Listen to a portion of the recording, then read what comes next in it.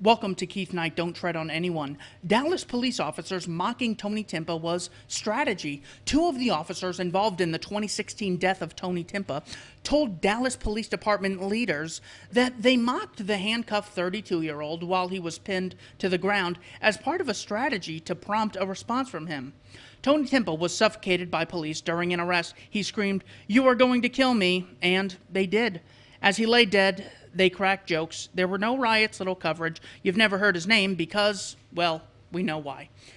Now, there's a reason that this agenda is pushed so hard, where we really hear about white on black crime, but we don't hear about the opposite. Not because crime is a matter of skin color, and before determining who's right or who's wrong, you have to know what race they are, but it is important to know that the media is using this as a divisive tactic. For example, we don't hear much about Daniel Schaefer, Duncan Lemp, or Kelly Thomas. We also don't hear about the statistics that show that whites are more likely per capita as a percentage of interactions with police to be shot by the police.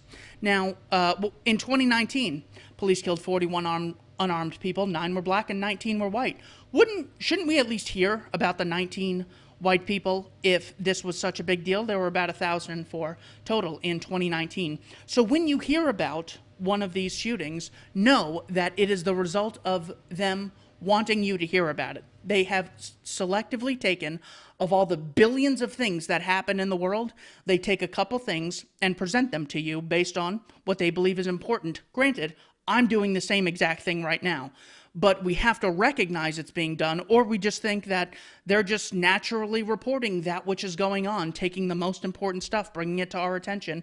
They don't tell you about Robert Sycon. They don't tell you about Margarita Victoria Brooks and that interaction. They don't talk about Roland Fryer, the man at Harvard, who in July of 2017 wrote a paper called An Empirical Analysis of Racial Differences in Police Use of Force. Blacks are 23.5% less likely to be shot by police relative to whites.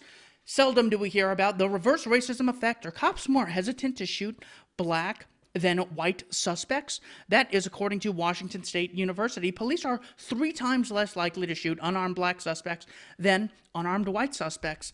Now, we don't hear about these people. Now, granted, all the black suspects, that is unjustified as well, but it's important to know that this is an agenda, that if we don't look at this on principle, we are going to divide people based on unjustified things. It's not racism, but here's why it might look that way, by Michael Humer, professor of philosophy at University of Boulder at Colorado. The main problem with the police is not racism. The main problem is brutality. I mean, 2 things by this. First, the evidence for racial bias in police violence is much weaker than you think it is. Second, whether the violence is equitably distributed is not the main thing we should be concerned about anyways. That's correct. For example, most of the violence is done towards men. Oh, this is sexism. Oh, we need a Male Lives Matter movement. No, it doesn't matter. What matters is brutality and the violation of individual rights. The main problem we should see is murder. If the police are full of non-racist murderers, that is not a lot better than being full of racist murderers. Are police shootings due to racism? I have no doubt that there are racist cops, just as there are racist plumbers, racist car salesmen, and so on. Are racists overrepresented among cops? I don't know for sure, but I would not be surprised by that. But is racism the main explanation for police shootings? No, it isn't. American police kill around 1,000 people a year, so about 3 a day. Though almost none of these make the national news. Around 1/4 of the victims are black. 3/4 are non-black. That doesn't seem like the striking evidence of racism that you would probably expect from listening to the media reports and popular discourse. However, black people constitute less than 1/4, only about 13%, of the overall U.S. population, so they are overrepresented among victims of police shootings. This is the main evidence of racism. If blacks were 13% of police shooting victims, then presumably they would not ascribe racial bias. So the racial bias is invoked to explain an excess 12% of shooting victims. The other 88% are due to something else. There was something off about responding to the news of 1,000 police homicides by saying, "We need to stop 1/8 of those." But it's not even clear that police racism explains that 12% of cases. This is how police sources explain it. Usually, when the police make contact with the suspect, it is because some citizen has called the cops to report some suspicious behavior. When they do, the caller usually gives a description of the person whom they, the caller, believe to be committing or about to commit a crime. Now, the racial composition of those descriptions matches the racial composition of the victims of police shootings, i.e., Black people are overrepresented in citizen descriptions by the same amount that Black people are overrepresented in police shootings. So taking that into account, the overall picture does not suggest racial bias on the part of the police. Again, men are disproportionately targeted by the police. Why? Because men commit the most amount of crime. Aside, you might think that it suggests racial bias on part of the citizens, maybe, but that's not our topic. I'm only addressing racism by police. Why are we talking about racism? Why are we constantly talking about racism? Because hardcore ideologues can't talk about or care about any problem that isn't ideologically slanted. They can't just protest some non-ideological, non-partisan injustice. No problem matters unless it feeds into the preferred narrative. Murder doesn't matter unless it's racist. Poverty doesn't matter unless it's America's fault. Diseases don't matter unless they target minorities. Why does it look like racism? Media bias. I don't expect this to convince SJWs. It is, in general, impossible to convince SJWs that anything isn't racism, so I'm not going to try to convince them. In general, I don't try to convince them of anything, but this is to explain why it looks to a lot of people like police violence is about racism. First, the media gives drastically disproportionate attention to police abuse of Black people as compared to police abuse of white people. One reason for this is that the media is full of left-wing people. Another reason, maybe the main reason, is the media bias towards clickbait. Racism pushes people's buttons. It stimulates outrage. It makes people click. And it makes people share. Just telling a story about how an innocent person was murdered doesn't do these things. Telling a story that feeds into someone's preferred narrative about what's wrong with America, that gets people to click and share. That is what the media cares about. They are not in the business of trying to provide an accurate picture of our society. They are in the business of capturing attention so that they can sell it. Sowing outrage and division is just a side effect of that. Confirmation bias. As a broader point, here's why everything looks to leftists like racism. Sort of like how to a kid with a hammer everything looks like a nail. They start with the assumption that America is a thoroughly racist society. From there, they interpret every event they see in light of this assumption. When you do that, you see a lot of racist incidents.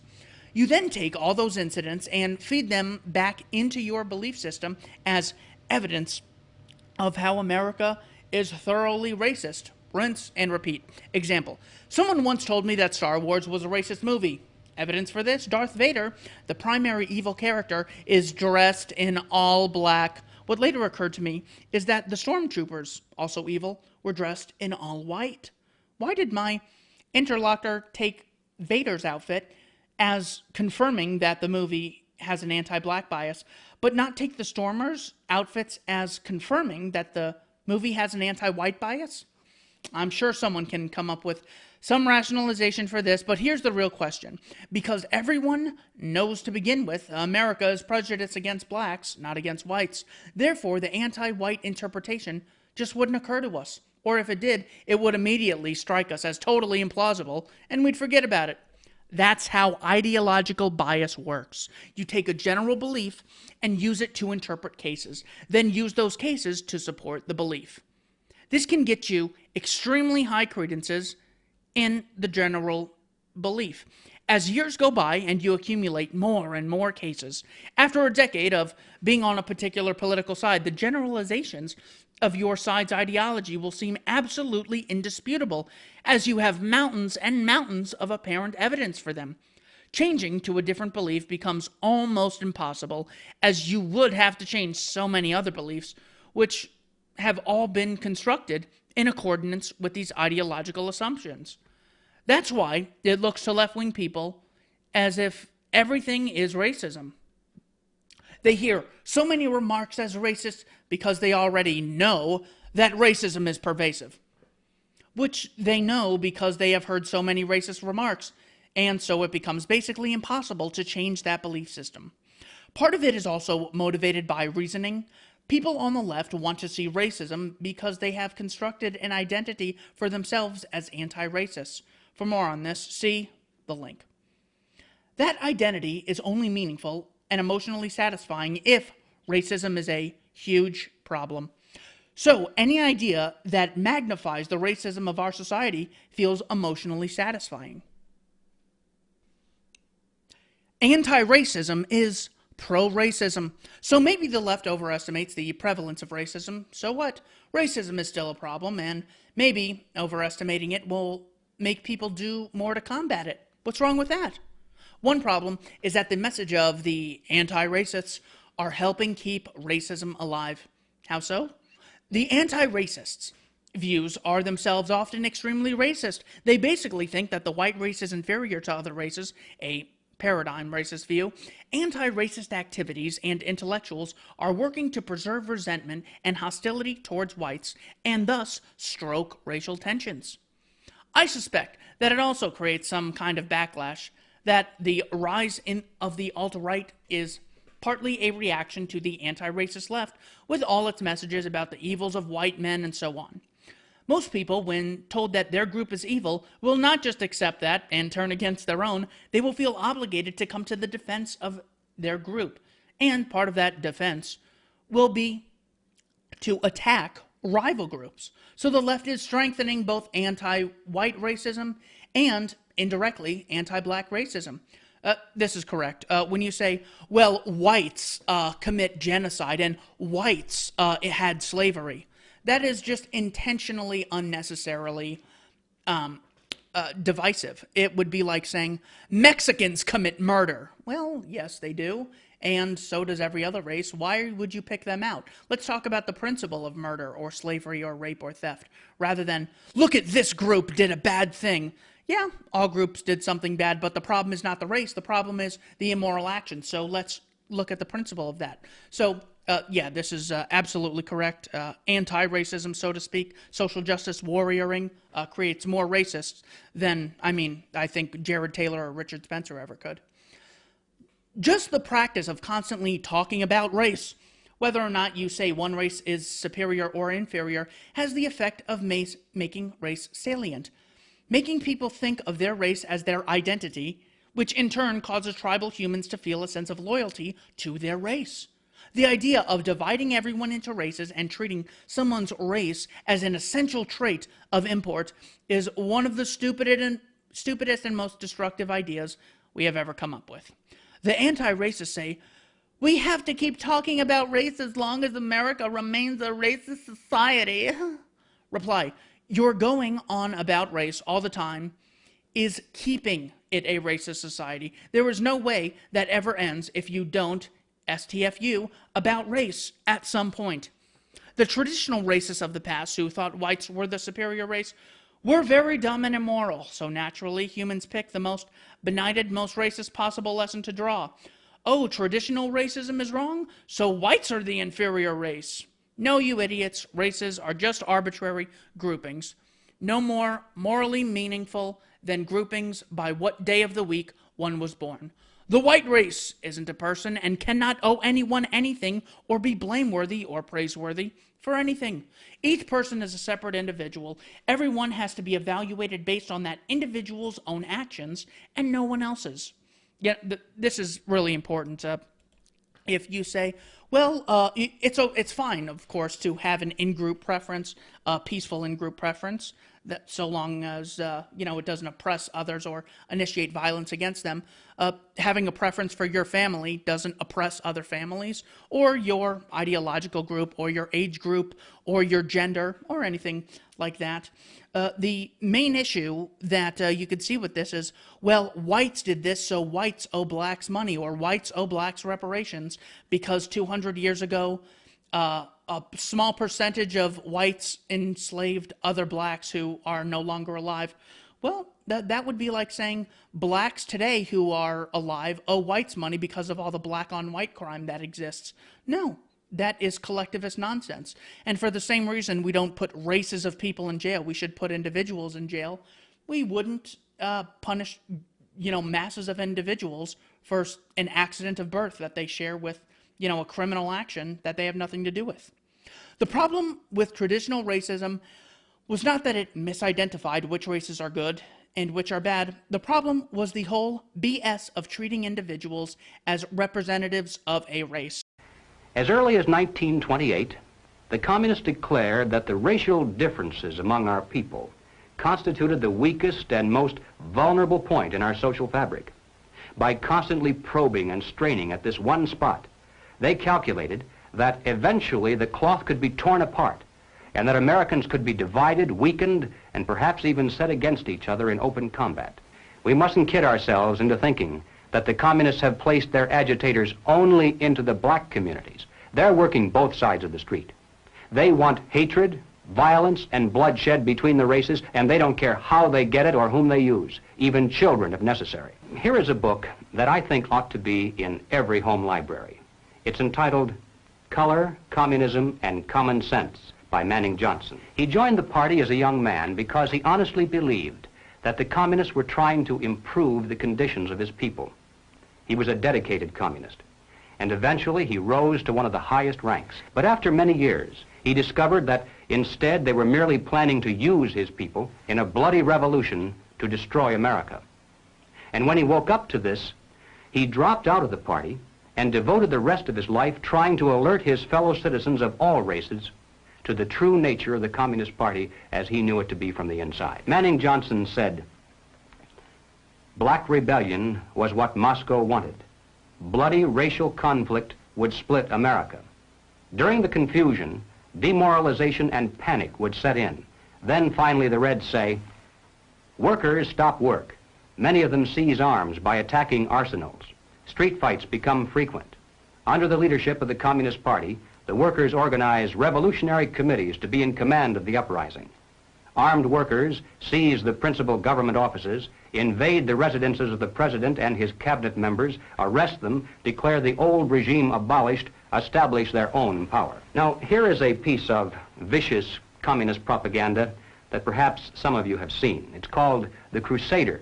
It's written by Robert F. Williams, one of the organizers of the Revolutionary Action Movement. In this issue of The Crusader, the communists call not only for extensive chaos within the cities, but for putting to the torch every village, every forest, every field, and every barn. The plan is for raging fires from one city to the next. The reason? Well, first, there's the value of sheer destruction. Secondly, it would force us to deploy our defenses and rescue units over the widest possible area. The communists point out that as long as our police and National Guard remain concentrated, they're invincible. But if they can be forced to spread out over the entire city and into the countryside as well, then they can be picked off from ambush one by one. And the third value of massive fire to the communists is psychological. The average American, they say, soft and decadent, when he sees billows of black smoke rising from one horizon to the other, when at night the only light he has to see by is the flickering red from flames leaping into the sky, he'll become paralyzed with fear and panic. He'll run away and hide and do nothing to interfere with the guerrilla bands as they strike at the community's power centers. The Crusader explains how to set up sniper units in crowded metropolitan areas, how to manufacture jumbo Molotov cocktails, the gallon jug size, and how to mix the gasoline with certain ingredients to make it burn like napalm, how to pour gasoline into utility manholes in the streets to set fire to the main telephone cables, how to put sulfur tips from matches into air conditioning units and blow up large buildings, how to ignite gas mains and oil storage tanks. It explains how radio-controlled model airplanes can be used to fly explosive charges over heavily guarded fences into gasoline storage areas or munition stockpiles. It even calls for infiltration into the National Guard units, revolutionaries posing as non-militants for the purpose of getting free military training and for gaining access to critical military supplies and heavy weapons. And then, finally, Robert Williams says this: any all-out minority revolution must create a state of crisis wherein almost all of the male population would be forced to remain in their homes to protect their property and families. The middle class is very large, but it is not accustomed to deprivation and terror. Because of its affluence, it has waxed soft. It has no stomach for massive fire, blood, and violence. The motive force behind its life drive is its endless pursuit of prestige, conspicuous consumption, and sensual pleasure. A few years of violent, sporadic, and highly destructive uprisings will set the stage for the grand finale. After the stage is properly set through protracted struggle, America could be brought to her knees in 90 days of highly organized, fierce fighting, sabotage, and massive firestorm. Ladies and gentlemen, the plans and preparations for a communist revolution of force and violence are far advanced. The organization behind these preparations has almost unlimited financial resources, and it provides both training and leadership based upon years of experience in many other countries. Our enemies are deadly serious about their task, and it's nothing short of national suicide for us to continue to ignore their plans and their progress. The violent revolution becomes of primary value to the communists to the extent to which it can be used to condition the masses psychologically to accept the non-violent revolution, which is offered supposedly as the only alternative. Hoping to avoid further violence and bloodshed, the public is to be pressured into accepting measures that will move the country gradually and legally toward communism, but without calling it that. The strategy of the proletarian revolution calls for the quiet conversion of our government into a communist regime, but under the banner of socialism. Well, what is socialism? All right, let's define it. According to the dictionary, socialism is a political concept based upon the principle of government ownership and control of property, the means of production, and the avenues of commerce.